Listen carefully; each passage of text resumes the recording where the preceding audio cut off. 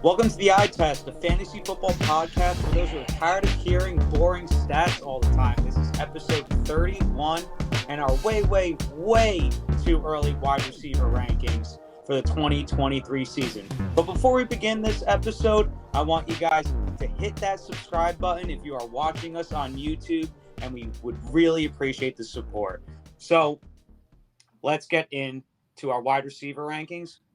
Boyd, actually, maybe we could just move on to our wide receiver 2, because do we all have Justin Jefferson as our wide receiver 1 going into next season? Yeah, you'd be crazy if you didn't. Yeah.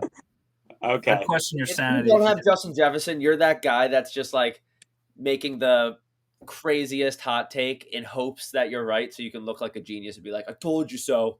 Yep. So you can go viral at this point next year. Yeah, exactly. And dude, if Justin Jefferson's not the number one, what's he gonna be, like number 3? Yeah. Dude, you knew it. At the least. Okay, so we'll start off with wide receiver 2 then. We all have Justin Jefferson as our wide receiver 1. Yeah, quick. Paul, lead us off. For Justin Jefferson. I mean, that's a big deal. Paul, lead us off. Who is your wide receiver 2 going into the 2023 season in our way too early wide receiver rankings? Yeah, so there was a couple guys that I wanted to put here, but I'm going to stay tried and true. And I think a big part of this is I think there's a different quarterback that will be throwing him the ball next year, which will only elevate him. I'm going Tyreek Hill here. Really? I think the Miami Dolphins, even if they keep Tua, I can still see him being the number 2, which is why I'm totally fine with having him here. But I think that there's a new quarterback in Miami, whether it's Aaron Rodgers, whether it's Tom Brady, that it's going to be an improvement from Tua. We've seen what Tyreek Hill can do with Patrick Mahomes, and he has done better fantasy-wise with Tua Tagovailoa. But this is an offense that is completely centered around Tyreek Hill, where the Chiefs were pretty much a 1-2 punch in him and Kelsey. You could argue who was the main focus. So I know there's Jalen Waddle. I get that. But Jalen Waddle, I mean, how many games do we see with Jalen Waddle with 5 or 6 targets and he just caught an 80-yard bomb? Where Tyreek Hill is getting 14 targets. He's hasn't lost a single step. The guy seems to only be getting faster. I'm gonna go a little crazy and put Tyreek Hill as a wide receiver 2. You're really sailing the ship on Tua. I think Tua is going to be the quarterback on the Dolphins next year. I completely agree as well. Why would you not? Like, he's cheap. He's still on a rookie contract. Right, and I totally understand that. But I think Miami, Mike McDaniel, is looking at this offense and being like, man, could you imagine if I had a guy who could actually sling the rock? Could you imagine what I could do? Arm. Okay. He throws lefty. You see the videos of if he threw righty, how good of an arm he was? I have seen that. But I think Tua's concussions and all that stuff also plays a factor here, which obviously we're not rooting for any injury, but Tua is like one more bad hit away from not playing football ever again. Like, I think he got at least 4 concussions this year. I can totally see Miami being like, we have the roster to win now. They just went out and got Chubb on defense. They have actually a decent defense. Only have like 2 good corners. Well, they got the Cowboys guy a couple years ago. They have Laramie Tunzel at left tackle. They have Tyreek Hill and Jalen Waddle. Lord knows Waddle is going to want a king's ransom when his rookie contract is up. So their window is like right now. And I'm looking at it and it's like, Tua is a serviceable quarterback, yes, but he's not going to take you from here to here. You need to get somebody who will do that. So I wouldn't be surprised if Miami shops for a quarterback this year. It's funny because they're still saying that Tua is going to be their starter next year, but we'll see what happens in the offseason. But real quick before we move on, Paul, if you do think they do sign a quarterback, even if the Tua is still the starter and there's a backup that comes in, who do you think that quarterback could be? I think it's going to be Tom Brady. And I think Tom Brady's 23-year-old girlfriend is going to be like, Miami sounds nice. And he's going to be like, okay, whatever you want. And that's where he's going to go. That's good. I mean, I was listening to some stuff today that a lot of people are saying if Tom Brady should be trying to go to Miami, but everyone just keeps saying that because they're like, he's old. He wants to like play in a warm town. Like that's what they did with Tampa. And I don't think he's just going to go to Miami. I feel like he's going to go to a team that he thinks can win a Super Bowl. and I don't think that's Miami. Well, real quick, and hear me out, and this can be the last we talk about if you guys want. Brady went to Tampa because of all the weapons, and then he got them to bring in Lenny, and he got them to bring in Gronk. Yeah. So he's looking at Tyreek Hill and Jalen Waddle and being like, this is Mike Evans and Chris Godwin on steroids. I think he's looking at those weapons, and they have a decent offensive line. I mean, I know Tua got like literally crushed this year, but they have a decent offensive line in theory. Mike McDaniel draws up plays where it's a lot of quick passes with a few deep shots. Brady's going to be relatively clean, which is what he wants. Yeah. I don't know. I could see it. He definitely Brady needs like a better running game. He needs to be on a team that has a better running game than the Dolphins, which is why I agree with your point. I could see the Dolphins going after Josh Jacobs this offseason, one of the free agent running backs, and paying them big money because they saved a lot of money on their running backs this year. They could go after a big bucks. I mean, I saw today Saquon's the favorite to go to Miami. That would draw Tom Brady there. Brady would be a fool to not go there if they get Saquon. I He mean, could say, "Pay me the league minimum. I don't give a shit. I want to win."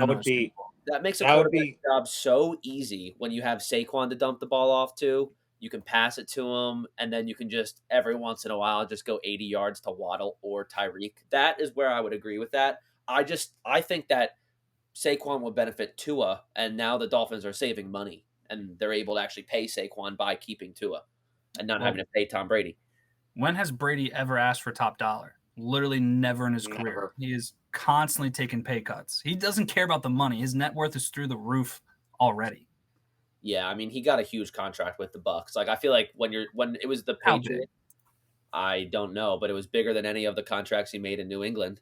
All right, talking about Tom Brady way too much. That was a good pick, actually. I don't agree that Tom Brady's going to go to Miami, but Tyreek Hill, solid pick at wide receiver too, because he was definitely surprised people this past season, and no reason to think that he can't continue as well. But coming in at number 3 is the guy that I actually had at number 2, who came off a quote-unquote down year for him, a little injured, didn't get in the end zone as much as maybe people thought he would.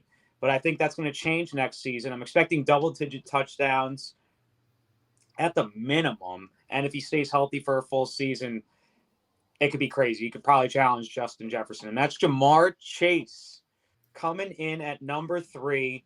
It's crazy that Ja'Marr Chase had, he had 9 touchdowns this past season, finished as the wide receiver 12, still somehow finished as a wide receiver 1 in PPR. And it was a down year for him. So I just feel like that there's going to be some positive regression with him next year. He'll get in the end zone more. And if he's healthy for the full season, there's no reason to think that he can't push for top 3 wide receiver numbers. I know T. Higgins is there, so that'll always, or maybe he won't be, actually. But assuming that T. Higgins is still there, I know that'll always be like kind of the thing you bring up is T. Higgins will take away volume from him. But Ja'Marr Chase is just too good, too talented to have another one of these quote-unquote dud seasons if he's healthy for the entire year. Yep. If it means anything, Bob, I had Ja'Marr Chase at 3. So nice. Okay. Nice. So I'm interested where you guys had Cooper Kupp then, because I have him at 4. I have him at 4 too. I have him at 4 too. Damn. All right, so we have all our top 4 named, just a little bit of a difference in the middle. I had Tyreek Hill at 3. Did you? Okay, I had Tyreek Hill at 4. So I had Cooper Kupp at my 3. Okay. But I don't really have to say much then if we all agree that Cooper Kupp is going to be a top 4 receiver next year. I don't care if Stafford is going to be the quarterback, but even if he wasn't, or if Kupp left and went to another team, I would still have Cooper being a top 5 wide receiver. So I think we all know the high power he can add to an offense and just extending the play. The defense does not know how to cover Cooper Kupp. He continues to find his way into the end zone. He continues to find his way getting double-digit receptions, and like his over-under on yards every week is almost 100 every single week. Cooper Kupp, number 4. That's easy. Just before we move on to number 5, just real quick, Listen to these Cooper Kupp target numbers before he got injured this past season. Oh my 15, 14, 6, 19, 10, 8, 12, 9, and then obviously only 5 in the game that he got injured in. Target monster, very easy to think that he will return to top 5 wide receiver status as long as Stafford is healthy. And as long as healthy. Stafford stays racist, he'll be good. Yes. Yep. Lead us into maybe there'll be a little bit of a surprise with this one. Maybe we'll get some discourse. Yeah. I feel bad, John. We took yours. Did you want to go ahead and spin your top 5 first? And then No, I think we're gonna agree here too. I think so too. I have Stephon Diggs. I don't. didn't. You don't have Stephon Diggs? Now, okay. Real quick on Stephon Diggs. It's not rocket science here. You got a top 3 quarterback throwing you the ball. The Bills have 0 run game unless you are Josh Allen. So they're throwing a lot of passes. And during the regular season, at least, Stephon Diggs is Josh Allen's guy. I don't know what happens in the playoffs. All of a sudden, Josh Allen has a love fest for Gabe Davis, which, again, screwed me this year. Yeah. Himself. But there was weeks on weeks on weeks where you were expecting 20-plus points from Stephon Diggs, and he delivered. And I had the pleasure of having Cooper Kupp and Stephon Diggs in Dynasty, and I was absolutely rolling until Cooper Kupp got hurt, unfortunately. But I can see Stephon Diggs entering the top 5 at 5. So I will not say too much, but I think that there are going to be a lot of changes this offseason to the Bills offense, and I think it is going to affect Stephon Diggs' play.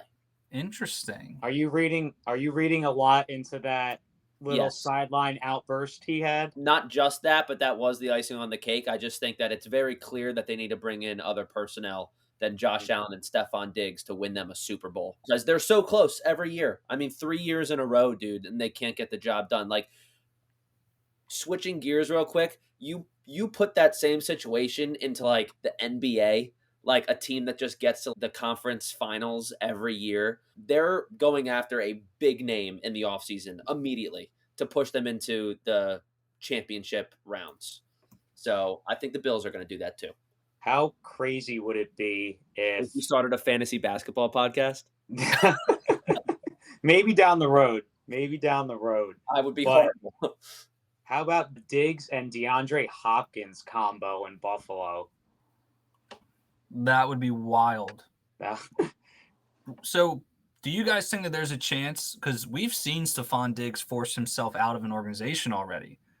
Do you think that there's a chance that Stephon Diggs kind of just rubs people the wrong way? And no, I think he wants to be with a good quarterback, and he knows he has one. He just wants the fucking ball this time. Dude, him and Josh Allen are like, I don't know if you guys know, but like him and Josh Allen are like boys. Yeah, exactly. Like, that's why they were able to have that conversation. Yeah. I would do that to any of my boys too. Like, dude, what the fuck? I was wide open. Yeah. No, I agree. I agree with you. I'm not reading too much into it at all, but I do agree with John that Buffalo will bring in some other capable wide receivers outside of Gabe Davis, which will, in theory, take away volume from Stephon Diggs, which is why I actually had him lower on my list. But still not a bad pick. Obviously, I still think he'll be wide receiver 1 in Buffalo. But that brings us to number 6, and this is a speculative kind of addition not onto the list. He'll obviously be in the top 12, but why he made my top 5 is why you had Tyreek Hill as your number 2, Paul. I think Tom Brady's going to the Raiders. Oh. And I think Davante Adams is going to put up top 6 wide receiver numbers. But I think he's more than capable of putting up top 5 wide receiver numbers. And pretty much goes without saying, there's really no other targets in Las Vegas right now. Davante Adams is a top maybe 3 wide receiver just from an NFL perspective. And no reason that Tom Brady can't sling the ball to Davante Adams 10 to 12 times a game at minimum. So not really much else to say with that. What do you guys think? We love Davante Adams here, obviously, and I love him too. And it makes sense now that I've never really thought about Brady going to Vegas, but Josh McDaniels, Devontae Adams, obviously a superstar. But I think the big piece here that people are overlooking is Brady has always been the most comfortable when he has a rock solid tight end. And I think Darren Waller is probably the best tight end on the market of people who are looking for quarterbacks.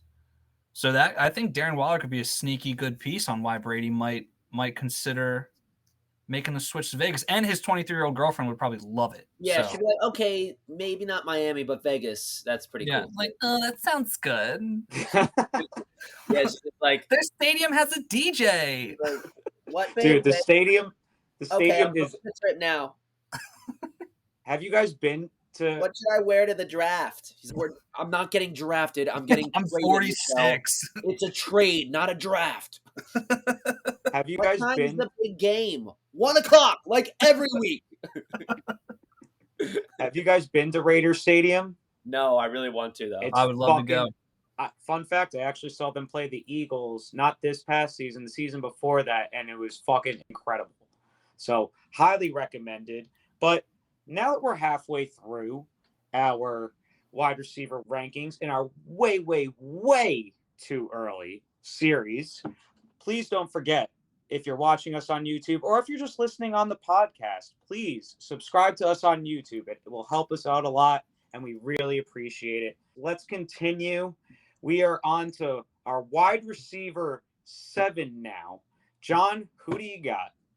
I have the 2022 wide receiver 6, who I think is actually going to do better than that next year, but we're going to throw A.J. Brown in on here. Ooh, oh, wow. That's who I had. Yeah, double-digit touchdown guy for the second time in his career, and I think just having Devontae Smith on the other side of the field, that both of them are capable of getting those numbers, but I think it just helps A.J. Brown out even more because he's definitely the first look for Jalen Hurts. And when the defense is spying on Devontae Smith, it just makes A.J. Brown much easier to throw to, especially because A.J. Brown is just huge on like yards after catch. So he creates those fantasy points for himself, where like Devontae Smith's numbers could be inflated a bit because a lot of his are like deep ball throws or when he's like wide open in the field. I had him at number 8, actually. So actually right around that area. So it's crazy. We all have these guys pretty much in the same area, which just a number or two apart. Yeah. And don't get me wrong, if you get any of these guys on your team, like that's a great pick. Yeah. It's awesome. So in this order, I can see Devontae Adams being the wide receiver 1 if they get Brady. And it's way too early. And then I can see Tyreek Hill not falling off the face of the planet, but being a lower end wide receiver 1 if Tua sucks. Throwing up gang signs again. Dude, I was going to say that, but I didn't know if it was appropriate. Throwing up gangs? So bad. Dude. That's so bad. So bad. I didn't get it at first. Oh, that's terrible. Meme. I'm just replaying an internet meme. That's horrible. All right, A.J. Brown comes in at wide receiver 7 in our way, way, way too early wide receiver rankings. Paul, who do you got at number 8? So this actually fell perfectly because this is who I had at number 8. I literally had A.J. Brown at 7. I had Devontae at 6. Devontae 6, A.J. Brown 7. But I have CeeDee Lamb here at 8, the wide receiver 5 for the year. Yeah, I love CeeDee a lot. The only thing I can say is just because I had him and maybe I was paying much more close attention to his stat line than I guess most people, but there were games where CeeDee Lamb put up 20 points, but he only had 6 or 7 targets. So I personally like my wide receiver 1 to be somebody who is guaranteed 10-plus targets a game unless things go completely awry. But I still love CeeDee here. I think that Zeke or Pollard, one of them is leaving, which I think does open some touchdown progression for CeeDee. I know that he's continued to improve, but I think he's due for a 10-plus touchdown year one of these years. Is it this year? I don't know. But I love CeeDee here. Even with Dak Prescott throwing a lot of turnovers, that just means that the Cowboys are going to be throwing the ball a lot more because they're going to be keeping guys in games. What do you guys think? I like CeeDee here. What do you think of the rumors that the Cowboys may be moving on from Dak Prescott? If you can show me how the money can work, then I will buy into that. But right now, Dak is Is owed owed a a shit lot of ton of money. money. Yeah. Like $31 million he's owed. The question, So there might be a team that is willing to pay that. It would have to be one of the stupid teams like the Texans or something like that. But Maybe the Ravens trade Lamar to the Cowboys for Dak Right. and CD. yeah, exactly. Like there's something crazy that we just don't know that can happen, will happen this offseason, and I can't wait for that notification on my phone. But there was chatter about it today where after the loss that they had against the Niners, it's almost like the Bills situation. It's like, all right, Dak can't win us a Super Bowl. So that was his first playoff win, right? no, I think he had one other He's one. 2-3 in his career. Gotcha. Okay. All right. I think they're at the same point where they're realizing, like, all right, we need to move up a notch, and Dak is not that guy. But when you get into discussions like these, the question I always have to ask is, who are you replacing him with? I don't know, but quarterbacks win you Super Bowls, and if your quarterback okay, in the playoffs, and it's Okay, his fault, it was Dak Prescott's fault Fine. against the loss. fine. He hasn't gotten to a Super Bowl. He hasn't been to an NFC Championship game yet. Fine. I personally think he's capable of the team. I'm not saying he's like a guy like Mahomes or Burrow that can move the needle and not do it on your own, but carry a team. I think he'd be like a quarterback that wins a Super Bowl. But who would the Cowboys even get? What are you gonna bring in Jimmy Garoppolo over Dak? Like, come on. Or No, I don't know. I mean, maybe they're. I don't know. I don't know who they would replace him with that is better than Dak, but they may possibly consider like finding a way to draft a quarterback. I don't know. that guy's. I don't know, man. I don't know because what's the point of making it to the playoffs and not getting to the Super Bowl? Like you have to change your gear at something. Like the Cowboys have such a rounded team. They have stacked some people at their best position in the league on the Cowboys, or at least like top 5, and they're not winning, and it's because of their quarterback. So they have to make a change, or else they're just going to keep doing this. So I have a 20 question. years. 20 years. I have a question. So we're getting a little off topic then. So by that logic though, Dak didn't beat the Niners, so therefore he's not capable of advancing in the playoffs. Do we even though Jalen Hurts is a younger quarterback, obviously, like if Jalen Hurts doesn't beat the Niners, is he automatically like a guy that can't win you a Super Bowl? No, because it hasn't been like a consistent amount of years where Jalen Hurts has failed the Eagles' success. I mean, it would be 2 years in a row. Dak did it, yeah, sure. But our team wasn't as well-rounded last year as it is now. So like Jalen Hurts was able to get the weapons and prove that he can do it. Dude, they have given Dak every weapon in the world, and he can't do it on both sides of the ball too, and they can't get it done. I agree with you to an extent. I don't know who they're like. You're gonna bring in a rookie and trust a rookie to bring into the promised land over a guy that's actually like put up good numbers in the NFL, and despite the fact of him not making a Super Bowl or a championship game, has won a couple playoff games. Yeah, like granted, if they were to go that drafting a quarterback route, they're not expecting to have this year's result next year, but it's a business. They're thinking in a long-term plan. Yeah. I think this is the same conversation that the Dolphins are having internally and that even the 49ers have had internally for the past couple of years. But the only difference with the Cowboys and the Dolphins or the Niners is the Dolphins can get rid of Tua like that. He's still on his rookie contract. He doesn't have the extension. Yeah, the Cowboys have married Dak Prescott. So they need to make it work. And I know Dak throws a lot of turnovers, but I would take him probably over. I think he's a top 10 quarterback in this league. I agree. So I see both of your arguments. I definitely understand it, but I think that the rumors that Dak leaving Dallas, he can't. Like the money just doesn't work. I don't understand the money enough. I know that Howie Roseman makes it happen. We're like the lowest in salary cap space every single year, and somehow we're getting these studs on our team. So I don't know how it works. Howie Roseman just tickled Frank Reich's balls and said, "Please take Carson Wentz," and he did. He did it with the Saints this year too. Dude, we got like a 6th round for Jalen Reagor. Like, who says yes to that?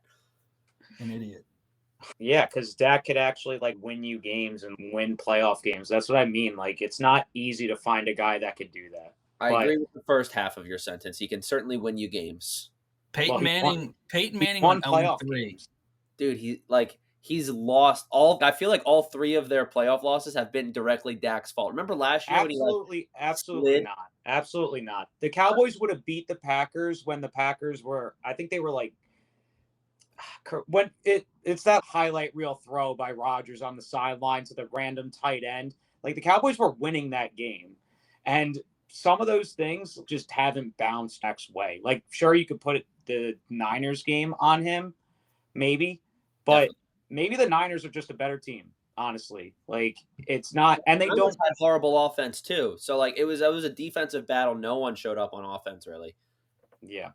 All right, let's move on to wide receiver 9. I believe it's my turn now, and